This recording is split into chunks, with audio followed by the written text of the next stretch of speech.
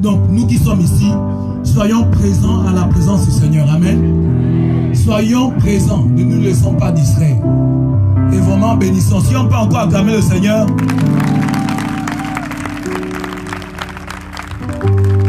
Non. Il faut que le voisin là-bas entende. Il faut que le voisin là-bas entende.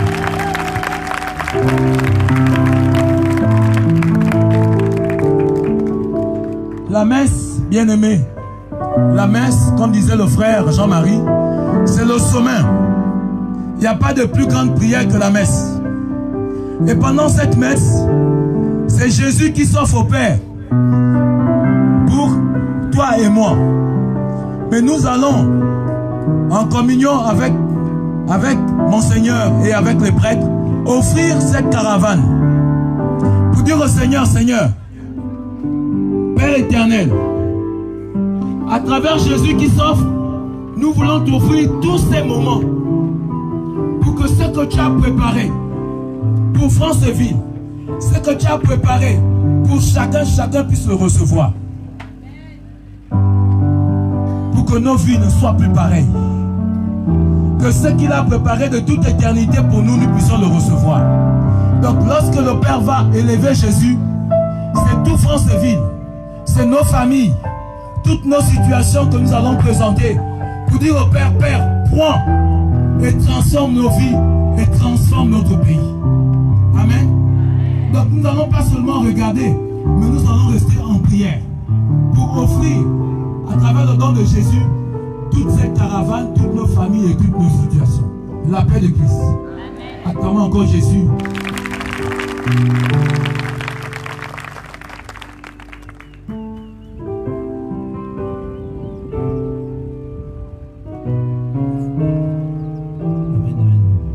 Amen, amen. Frères et sœurs, la bonne nouvelle, c'est que le Christ est ressuscité.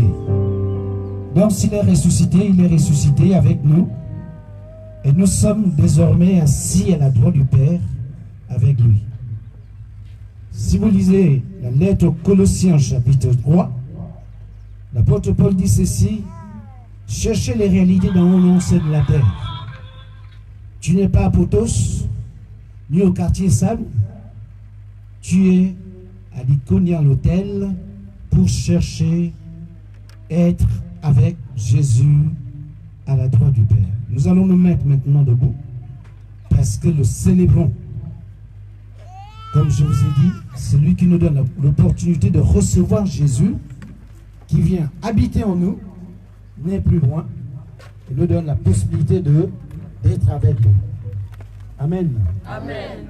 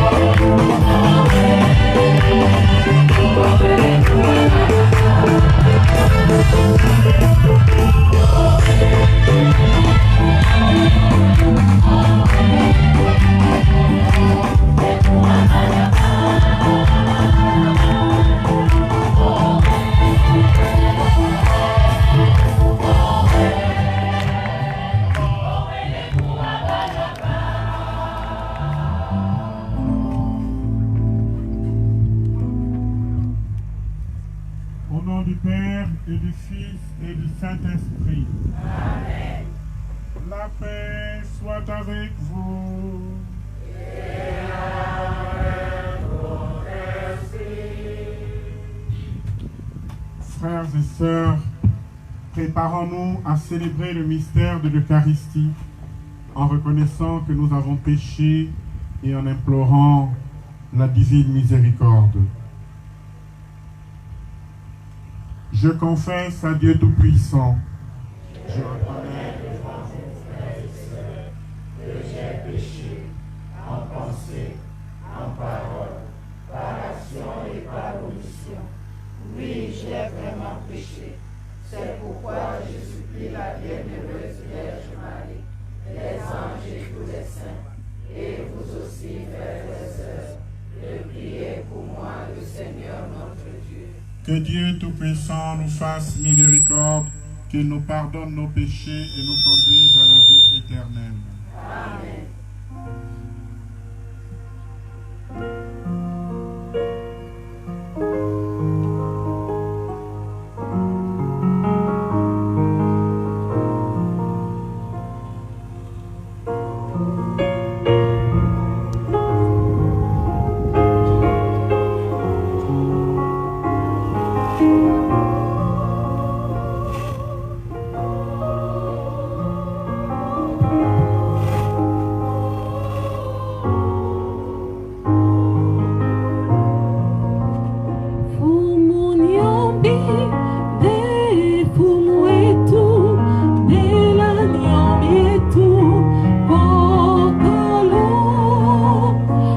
So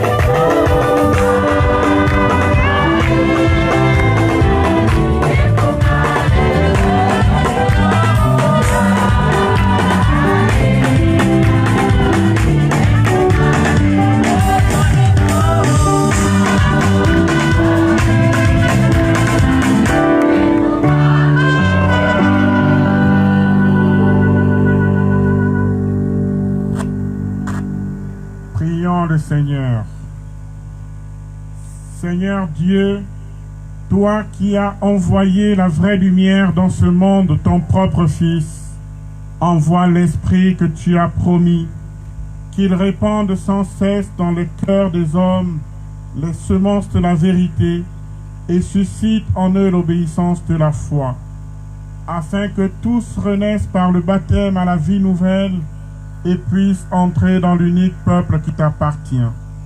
Par Jésus-Christ, ton Fils, notre Seigneur, qui vit et règne avec toi dans l'unité du Saint-Esprit, Dieu pour les siècles des siècles.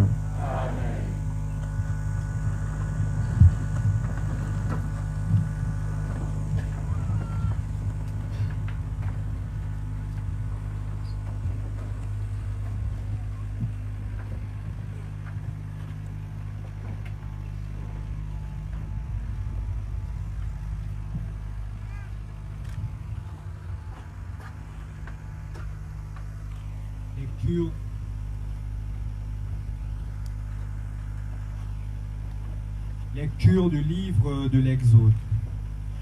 Nous lisons au chapitre 1, les versets 8 à 14 et le verset 22. En ces temps-là, un nouveau roi vint au pouvoir en Égypte. Il n'avait pas connu Joseph. Il dit à son peuple, « Voici que le peuple des fils d'Israël est maintenant plus nombreux et plus puissant que nous. Prenons donc les positions voulues pour l'empêcher de se multiplier. Car s'il y avait une guerre, il se joindrait à nos ennemis, combattrait contre nous, et ensuite il sortirait du pays.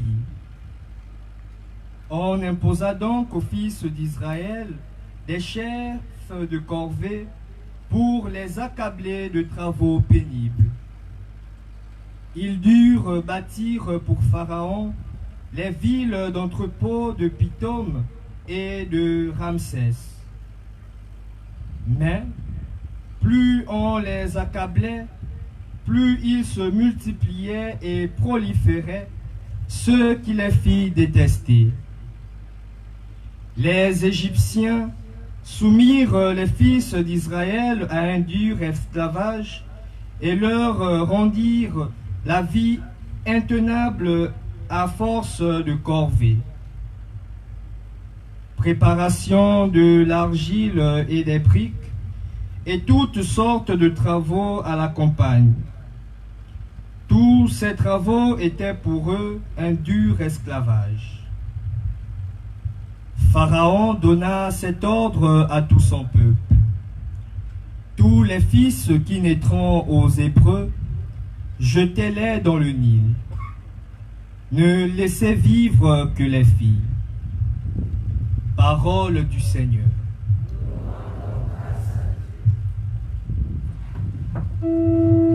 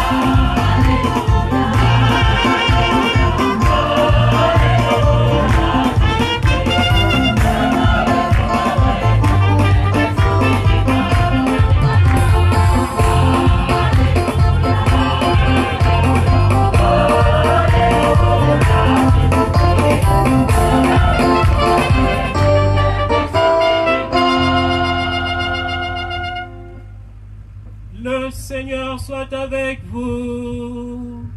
Et avec votre esprit. Évangile de Jésus-Christ selon saint Matthieu.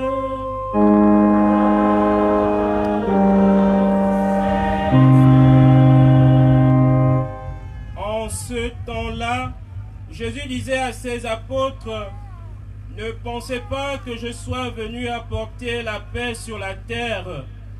Je ne suis pas venu apporter la paix, mais le glaive. Oui, je suis venu séparer l'homme de son père, la fille de sa mère, la belle-fille de sa belle-mère. On aura pour ennemis les gens de sa propre maison. Celui qui aime son père ou sa mère plus que moi n'est pas digne de moi. Celui qui aime son fils ou sa fille plus que moi n'est pas digne de moi. Celui qui ne prend pas sa croix et ne me suit pas n'est pas digne de moi. Qui a trouvé sa vie la perdra. Qui a perdu sa vie à cause de moi la trouvera. Qui vous accueille m'accueille, et qui m'accueille accueille celui qui m'a envoyé. Qui accueille un prophète en sa qualité de prophète recevra une récompense de prophète. Qui accueille un homme juste en sa qualité de juste recevra une récompense de juste. Et celui qui donnera à boire même un simple verre d'eau fraîche à l'un de ses petits en sa qualité de disciple, amen, je vous le dis, non, il ne perdra pas sa récompense. Lorsque Jésus eut terminé les instructions qu'il donnait à ses 12 disciples, il partit de là pour enseigner et proclamer la parole dans les villes du pays. Acclamons la parole de Dieu.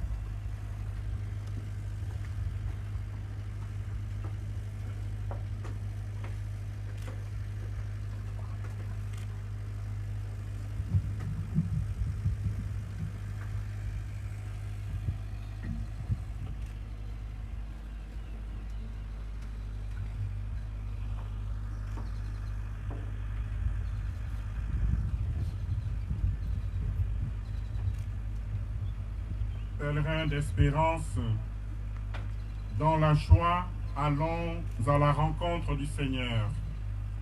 Louons le Seigneur car il est bon. L'Éternel est son amour. Louons le Seigneur car il est bon. L'Éternel est son amour. Ne pensez pas, dit le Seigneur, que je sois venu apporter la paix sur la terre. Je ne suis pas venu apporter la paix, mais le glaive. Oui, je suis venu séparer.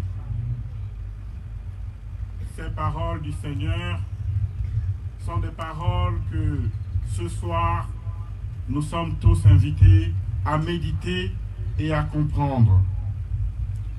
Je voudrais saluer chaleureusement l'abbé Blaise Kanda, venu vivre ce moment avec nous, et je bénis le Seigneur pour son précieux ministère. Avec lui, je salue les pères Paul-Marie et Luc Lambert, la sœur Vera Kimbi, et nous avons hâte d'accueillir ici également le frère Clément Akobé et tous ceux qui se sont préparés pour vivre ce temps particulier avec le Seigneur. Temps de restauration, temps de délivrance, temps d'évangélisation, temps de prière et temps de louange au Seigneur. La paix du Christ. Amen. Alors que le Seigneur bénisse ces jours, ainsi que toutes nos initiatives pour sa plus grande gloire. Qu'il bénisse votre présence ici, ainsi que les différents ministères et services, qu'il unisse nos cœurs et nous accorde son esprit de charité en abondance. Nous sommes dans une initiative spirituelle et pour chacun de nous, c'est déjà une grande victoire. Parce que donner du temps au Seigneur, c'est déjà être en état de grâce. Lorsque de toutes nos activités, nous choisissons quelque chose pour le Seigneur, nous choisissons de nous présenter devant le Seigneur et nous choisissons d'écouter la parole du Seigneur, c'est déjà une victoire. Et alors, ce soir, entrons dans ce temps de grâce, dans ce temps de prière, comme des pèlerins, c'est-à-dire des gens qui comprennent que nous sommes sur cette terre comme des voyageurs. Et lorsqu'on voyage, on regarde l'essentiel. Et dans cet essentiel, il y a nécessairement la présence de Dieu. Allons dans la joie qui vient de Dieu. Frères et sœurs, il y a une joie que seul Dieu peut donner. Et c'est la joie qui dépasse toutes nos petites joies sur cette terre. La joie naît de la rencontre du Seigneur. Et ce que nous voudrions, c'est rencontrer le Seigneur de jour en jour, approfondir la connaissance que nous en avons. La rencontre avec le Seigneur est un moment tellement beau, tellement important, que lorsque cette rencontre est authentique, eh bien, elle nous transforme. Et nous ne vivons plus comme des gens qui ne savent pas d'où ils viennent, où ils vont. Dans la première lecture d'aujourd'hui, nous avons un enseignement qui peut nous faire comprendre combien le pèlerinage sur cette terre demande que nous choisissions de quel côté nous sommes. Il y a d'un côté Pharaon, les Égyptiens, et de l'autre le peuple de Dieu, peuple choisi par Dieu. Et alors que Pharaon et son peuple ont des desseins funestes pour les Israélites, la première lecture nous dit que plus on les persécutait, plus ils se multipliaient. C'est ce qui arrive lorsqu'on est dans le camp du Seigneur. Il bénit et il change tout. Il transforme tout en grâce. La paix du Christ. Amen. Voici que le peuple des fils d'Israël est maintenant nombreux, plus nombreux et plus puissant. Prenons donc des dispositions voulues pour l'empêcher de se multiplier. Mais empêcher le peuple d'Israël de se multiplier, c'est aller contre le projet de Dieu. Mais plus on les accablait, plus ils se multipliaient et proliféraient, ce qui les fit détester. Lorsque le Seigneur a décidé de bénir quelqu'un, quelles que soient les personnes qui veulent s'opposer à cette bénédiction, le Seigneur le bénira toujours. Et si le Seigneur a mis dans notre cœur la grâce de croire en lui, la grâce de le chercher, la grâce de le prier et de vivre avec lui, frères et sœurs, personne ne peut s'opposer à cela. Et le Seigneur nous bénira toujours de sa présence. Et il va faire croître ce qu'il a semé en nous. Parfois ça peut prendre du temps, mais tout ce que Dieu sème finit par fleurir, grandir et donner des fruits. J'insiste sur ça parce que ces jours que nous prenons sont nécessairement une façon de laisser Dieu semer en nous sa parole, semer en nous la grâce de sa présence. Et c'est pourquoi la première chose qu'il nous faut faire, c'est choisir le camp de Dieu. La paix du Christ. Amen. Si nous sommes dans le camp de Dieu, quel que soit ce qui peut être envisagé contre nous, quels que soient les obstacles, quelles que soient les difficultés, nous persévérerons dans l'espérance, nous persévérerons dans la joie et nous aurons la paix qui vient de Dieu. Dans le chapitre 29 du livre du prophète Jérémie, au verset 11, il nous dit ceci: je connais les projets que j'ai formés pour vous. Je connais les projets que j'ai formés pour vous. La paix de Christ. Amen. Frères et sœurs, Dieu a un projet pour nous. Est-ce que ce n'est pas un motif de joie? Nous sommes dans le projet de Dieu. Nous sommes dans la pensée de Dieu. Nous sommes dans le projet de Dieu. Et quel est ce projet? Le Seigneur continue en disant, ce sont des projets de paix. Des projets de paix. Et non pas de malheur. Des projets de paix et non pas de malheur. La paix du Christ. Amen.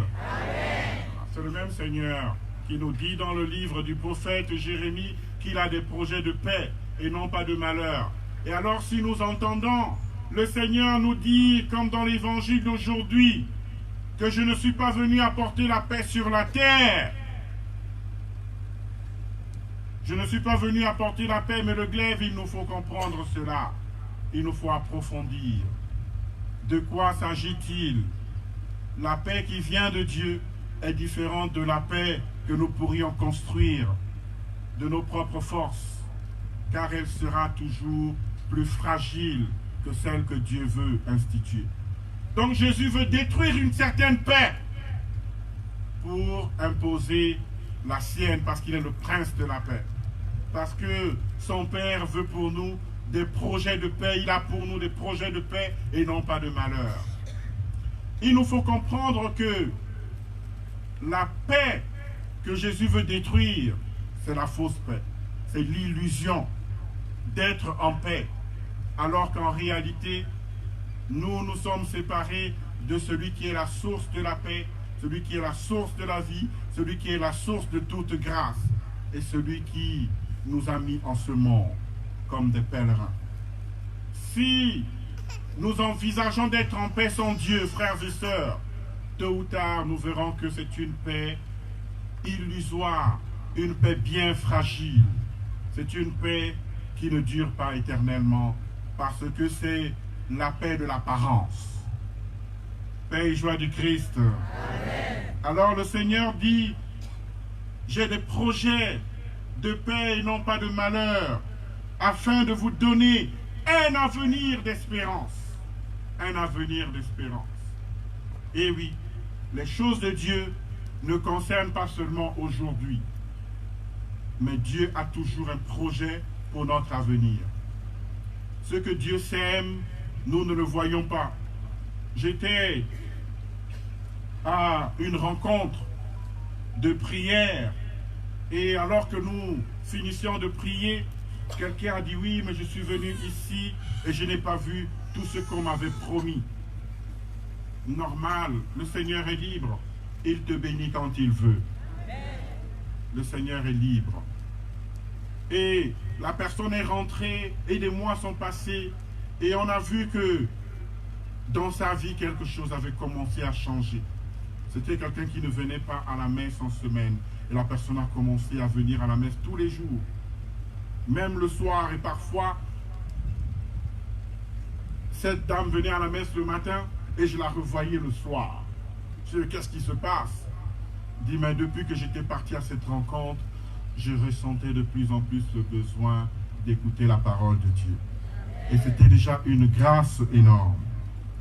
Alors le Seigneur nous dit qu'il a des projets d'avenir pour nous. Des projets d'avenir, et c'est un avenir plein d'espérance. Dieu a un projet formidable pour son peuple. Dieu est celui qui veut bénir son peuple. Et même s'il doit souffrir de la part des Égyptiens, même s'il doit attendre 40 ans, même s'il doit errer dans le désert, eh bien ça ne change pas. La bénédiction du Seigneur promise arrive tôt ou tard. Le projet de sauver son peuple et de lui donner un avenir meilleur se réalise. Parce que Dieu est celui qui dit et qui réalise ce qu'il a promis. La liturgie d'aujourd'hui nous ouvre des perspectives de cheminement dans la foi. Cheminement dans la foi. Ce cheminement dans la foi se fait d'une part avec de fortes exigences. De fortes exigences. Aimer Dieu plus que son père, sa mère. Aimer Dieu plus que ses frères et sœurs. Aimer Dieu par-dessus tout. Voilà les exigences du cheminement de foi. Mettre Dieu au-dessus de tout. Voilà notre défi, frères et sœurs. Au-dessus de tout. C'est la première possibilité et c'est la possibilité qui nous fait grandir en ce monde. Si nous ne mettons pas Dieu au-dessus de tout, quelle alternative avons-nous? De bonnes alternatives. Aimer notre famille, ce qui n'est pas une mauvaise chose. Aimer notre vie, gérer notre temps comme nous voudrions, mais tout cela, tôt ou tard, montre ses limites. Pourquoi? Parce que Dieu est la source de la vie. Dieu est amour. Celui qui demeure dans l'amour demeure en Dieu. Comment voudrions-nous aimer père, mère, frères et sœurs, amis, en nous éloignant de Dieu? Tôt ou tard, cet amour montre ses limites. La paix du Christ. Amen. Si nous voulons aimer sans Dieu, tôt ou tard, nous allons nous lasser. Et nous le voyons.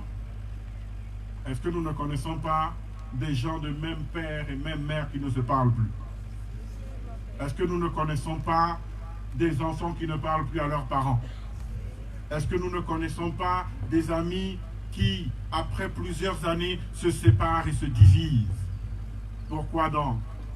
C'est parce que celui qui est la source de tout amour, celui qui est la source de la paix, n'irrigue plus suffisamment nos relations. Celui qui aime son père ou sa mère plus que moi n'est pas digne de moi. Oui. Plus nous sommes liés à Dieu, plus nous honorons notre père et notre mère. Nous comprenons que la vie nous a été donnée par Dieu à travers eux. Mais si nous les regardons en nous coupant de la source de la vie, nous n'allons pas facilement nous épanouir au cours de ce pèlerinage. Celui qui aime son fils ou sa fille plus que moi n'est pas digne de moi. Parce que le fils ou la fille sont un don de Dieu. Et alors comment aimer le don plus que le donateur? Frères et sœurs, ce que nous avons et ce que nous sommes est un don de Dieu. Alors nous ne pouvons pas aimer le don plus que celui qui nous l'a fait. Dieu est la source de l'amour.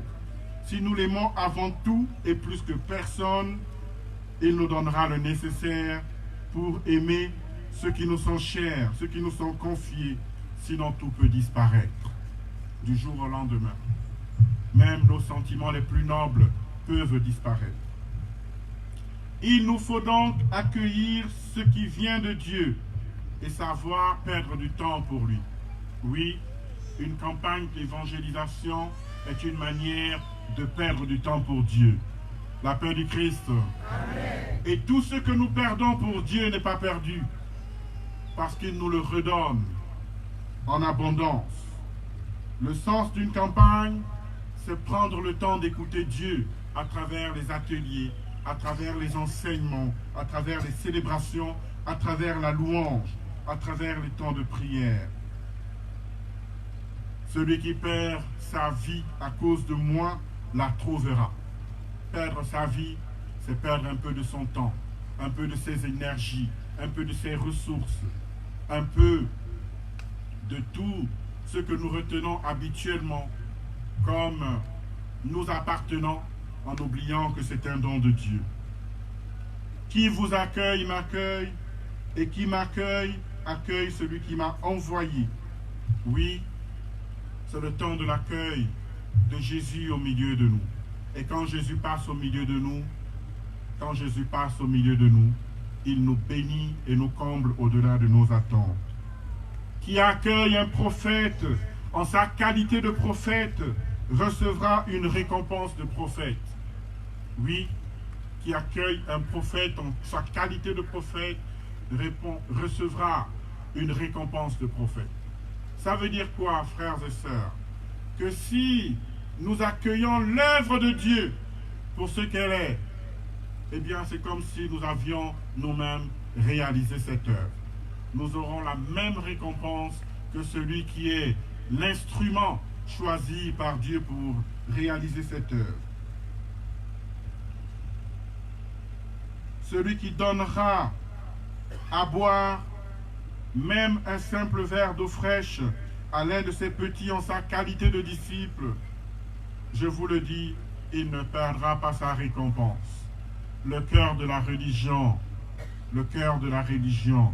du cheminement spirituel, ce sont des choses simples, faites de générosité et de charité. C'est là que nous rejoignons Dieu. Si quelqu'un m'aime, il gardera ma parole. Mon Père l'aimera. Et alors nous viendrons vers lui. Et chez lui, nous ferons notre demeure. C'est ce que je souhaite à tout le monde en ces jours. Que le Seigneur vienne en nous, qu'il établisse en nous sa demeure. Si quelqu'un veut être mon disciple, qu'il prenne sa croix. Et celui qui ne veut pas me suivre en prenant sa croix n'est pas digne de moi. La croix dont il est question n'est pas uniquement la souffrance. Une conception habituelle nous fait voir dans la croix la souffrance. Non, et non, et non. La paix du Christ. Amen. La croix, ce n'est pas la souffrance. C'est la souffrance vécue et offerte par amour, et ça change tout. Si dans nos souffrances, nous mettons de l'amour, nous ressemblons à Jésus. Si une souffrance est affrontée, vécue sans Jésus, c'est une souffrance stérile qui apporte simplement de la tristesse. Et alors, si le Seigneur nous dit qu'il est venu pour établir une nouvelle paix, non pas la paix que nous connaissons, c'est parce que par la force de sa croix, par le pouvoir de sa croix, il nous fait contempler la force de son amour. Laissons-nous donc enseigner pendant ce temps de grâce, pendant ce temps de louange, ce temps de délivrance. Laissons-nous toucher par la grâce de Dieu. Laissons nos cœurs s'ouvrir à la louange.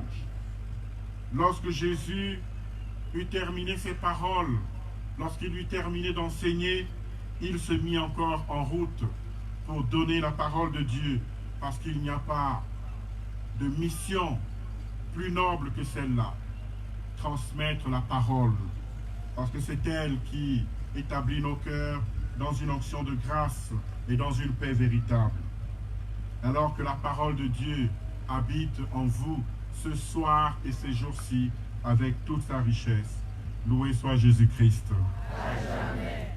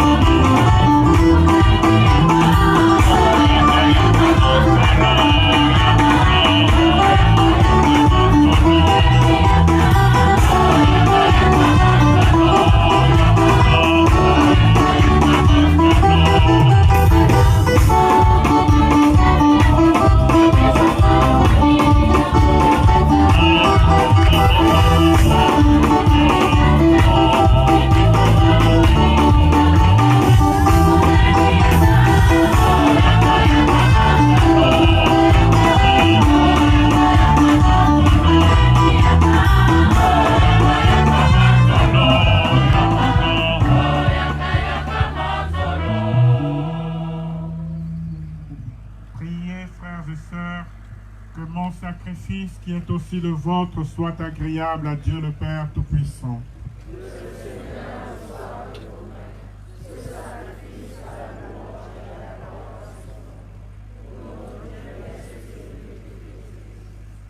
Regarde, Seigneur, le visage de ton Christ qui s'est livré lui-même pour le salut de tous. Fais que par lui, du levant au couchant du soleil, ton nom soit magnifié au milieu des nations, et qu'en tout lieu, une même offrande soit présentée à ta gloire. Par le Christ notre Seigneur.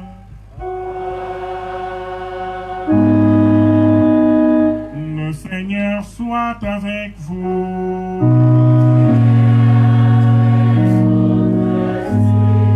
Élevons notre cœur.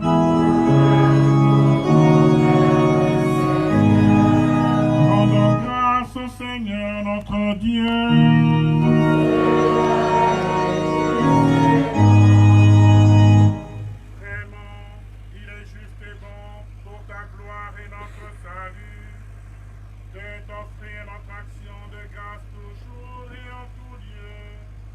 Seigneur, Père très saint, Dieu éternel et tout-puissant, dans ta bonté, tu as créé l'homme, et comme il avait mérité la condamnation, tu l'as racheté dans ta miséricorde, par le Christ notre Seigneur.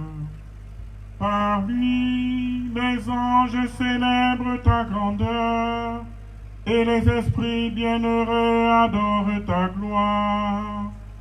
Par lui s'inclinent devant toi les puissances d'en haut, et tressaillent d'une même allégresse les innombrables créatures des cieux. À leur hymne de louange, laisse-nous joindre nos voix pour chanter et proclamer.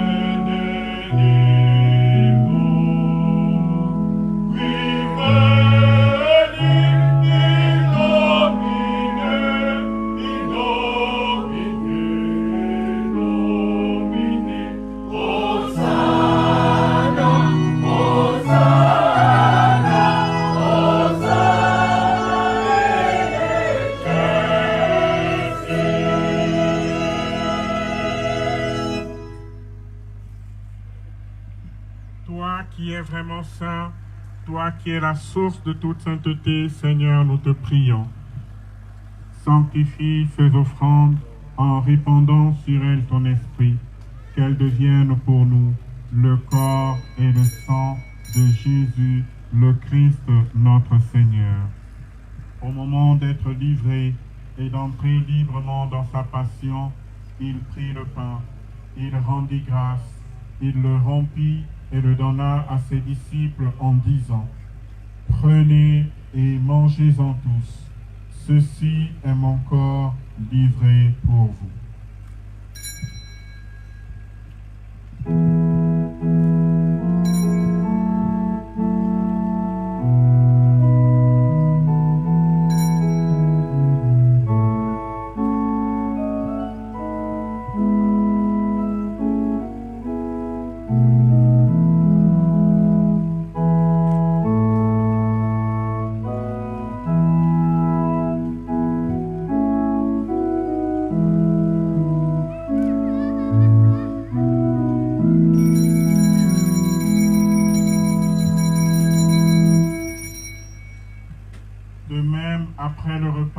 Il prit la coupe.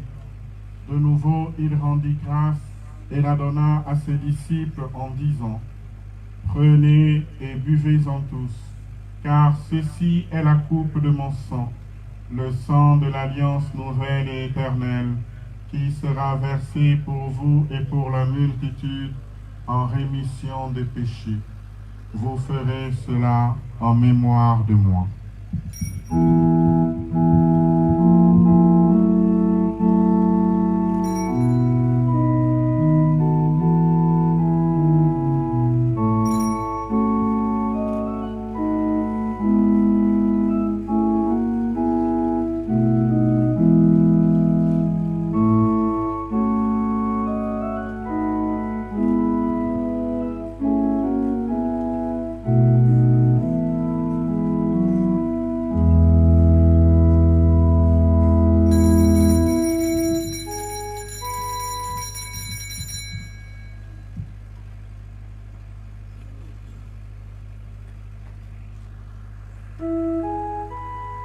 Souviens-toi.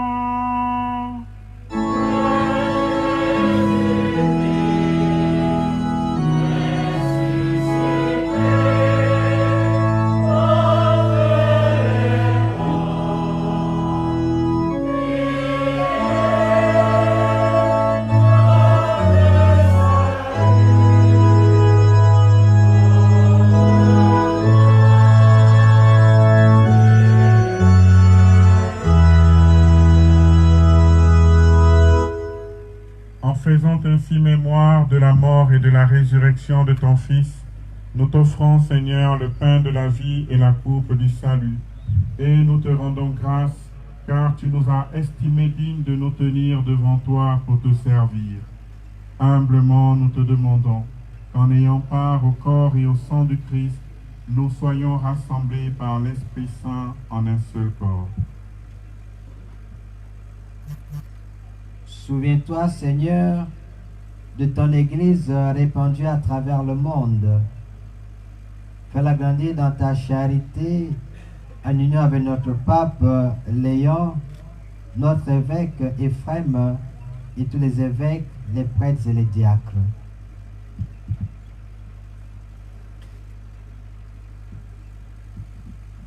Souviens-toi, Seigneur, de tous ces pèlerins d'espérance ici présents dans notre diocèse, avec les soucis de rencontrer le Christ.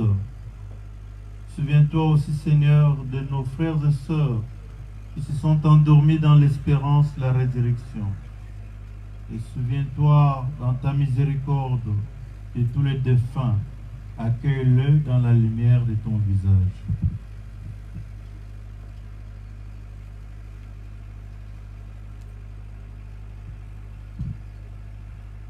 Sur nous tous, enfin, sur tous les habitants de cette ville de Franceville, nous implorons ta bonté et ta bénédiction. Permets qu'avec la Vierge Marie, la bienheureuse Mère de Dieu, avec Saint Joseph son époux, les apôtres et tous les saints qui ont fait ta joie au long des âges, nous ayons part à la vie éternelle et que nous chantions ta louange et ta gloire par ton Fils Jésus le Christ.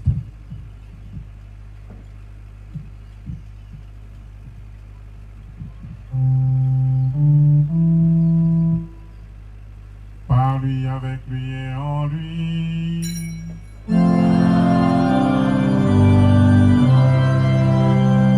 À toi, Dieu le Père Tout-Puissant, dans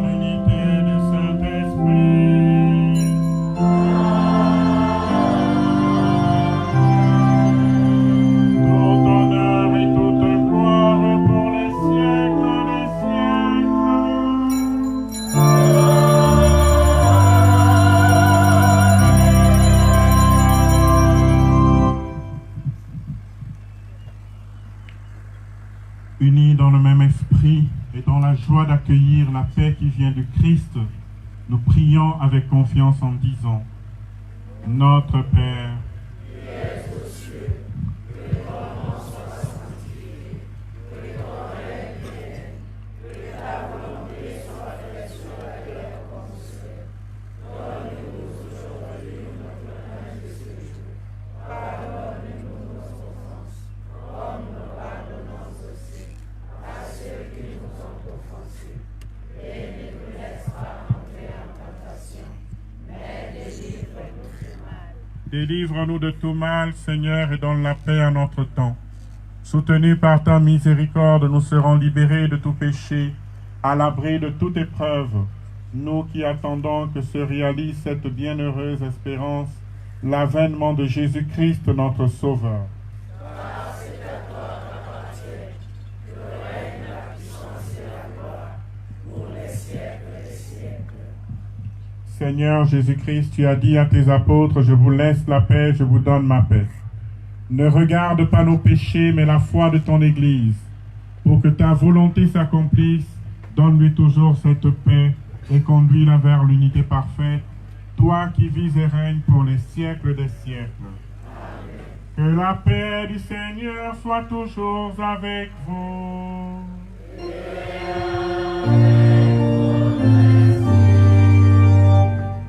Dans la charité du Christ, donnez-vous la paix.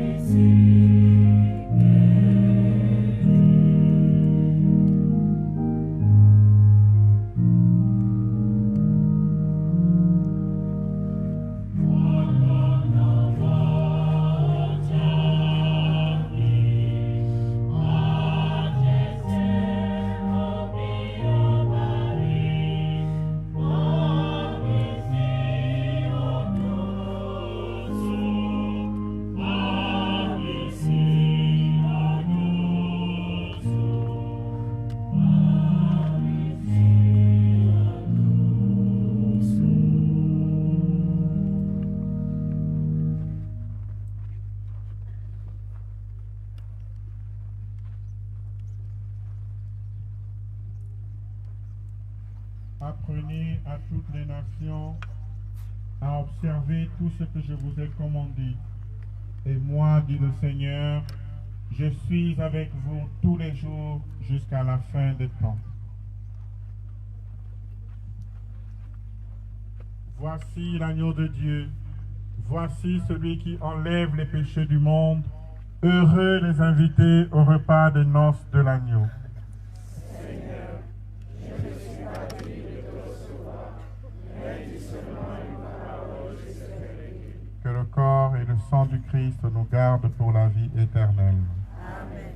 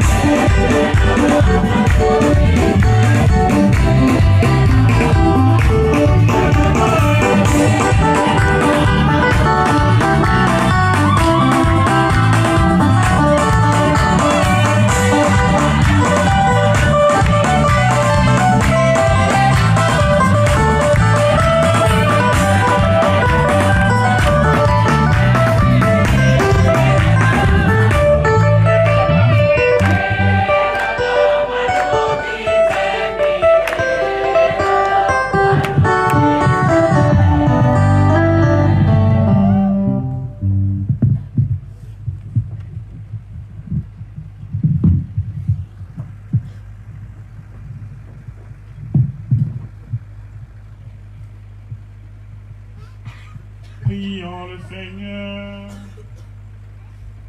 nous avons été fortifiés par le sacrement de notre rédemption et nous t'en prions, Seigneur, que cette nourriture pour le salut éternel nous fasse progresser dans la foi véritable.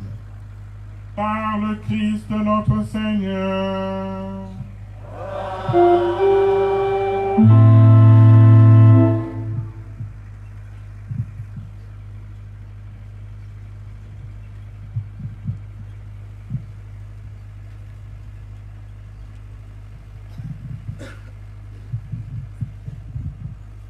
Le Seigneur soit avec vous.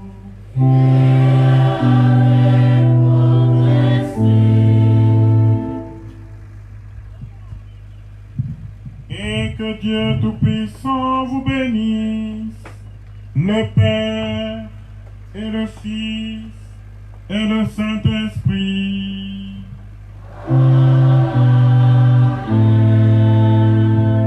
Allez dans la paix du Christ.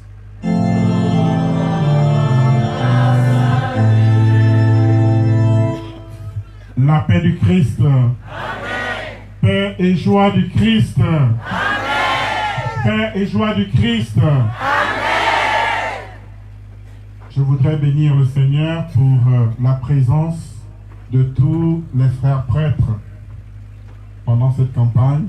Mes pères, restez avec nous, restez avec votre peuple. Voilà. Vous avez besoin de les bénir, de les accompagner, de les aider à vivre ce moment. Et donc, je bénis le Seigneur pour la présence des prêtres ici. Je donne rendez-vous aux prêtres tous les jours et particulièrement le samedi où nous aurons un atelier de réflexion, d'enseignement, un atelier ensemble. Je bénis le Seigneur pour tous ceux qui sont présents. Je voudrais qu'on applaudisse pour tous ceux qui sont présents. La paix du Christ. Amen. La paix du Christ. Amen. Vous n'êtes pas là par hasard. Voilà, c'est le Seigneur qui vous a conduit jusqu'ici. Mais le Seigneur vous donne une mission. Vous avez vu que Jésus ne se lasse pas d'aller annoncer l'évangile. Vous avez besoin d'être comme Jésus. Allez chercher ceux qui ont besoin de rencontrer Jésus plus que vous. Nous sommes comme ces porteurs du paralysé. Ils le portent tout simplement, ils l'emmènent devant Jésus et ils ne font plus rien. Après, c'est Jésus lui-même qui fait le reste. La paix du Christ. Amen. Voilà. Et je voudrais penser particulièrement aux jeunes. Voilà. Cette campagne a été pensée aussi pour les jeunes. Et donc, les parents que je vois ici, les mamans, les papas, les frères, les sœurs, de tous ces jeunes-là, ne les laissez pas dans vos maisons. Ils ont besoin de rencontrer Jésus autant que vous. La paix du Christ. Amen. Alors, ouvrons nos cœurs et vivons ce moment d'enseignement, ce moment de partage, ce moment de louange, pour que le Seigneur soit encore plus glorifié dans nos vies, dans cette ville, dans notre diocèse. La paix du Christ. Amen. Alors, merci à la chorale, merci aux autres chantres que j'aperçois ici. Alors, ce sont eux qui vont nous aider à louer le Seigneur.